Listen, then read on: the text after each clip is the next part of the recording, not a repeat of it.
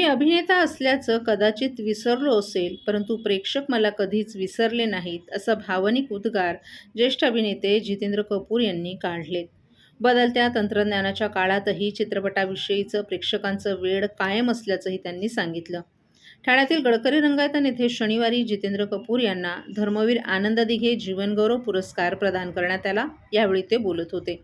आरोग्यमंत्री प्रकाश आंबेडकर यांच्या हस्ते हा सन्मान देण्यात आला. या कार्यक्रमात सहपोलीस आयुक्त डॉ. ज्ञानेश्वर चव्हाणही उपस्थित होते. मुलाखतीदरम्यान जितेंद्र यांनी त्यांच्या चित्रपटसृष्टीतील प्रवासाच्या आठवणींना उजाळा दिला.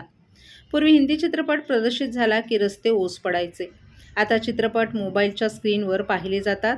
मात्र चित्रपटाचं आकर्षण अजूनही कायम असल्याचं त्यांनी सांगितलं.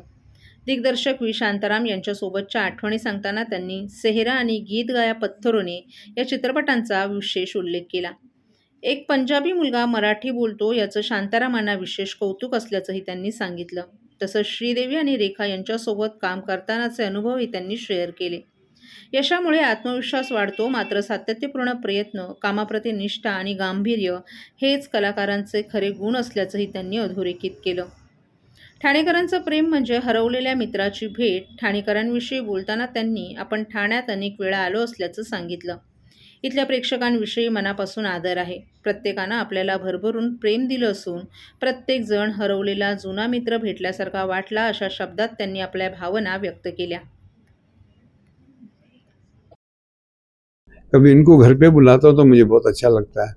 ये दोस्ती में मतलब नहीं है, ये आपको मैं बताना चाहता हूँ. सर, आपके ज़माने की फिल्म इंडस्ट्री और आज के ज़माने की फिल्म इंडस्ट्री कैसे देखते हैं आप? मुझे मैं ये नहीं कहता हूँ कि मेरे ज़माने में बहुत अच्छा होता था, आजकल बहुत ऐसा हो रहा है. लोगों का टेस्ट चेंज होता है, थिंग्स चेंज, सब कुछ चेंज. आपको एक किस्सा सुनाता हूँ. एक पिक्चर आई थी बरसात, राज कपूर की.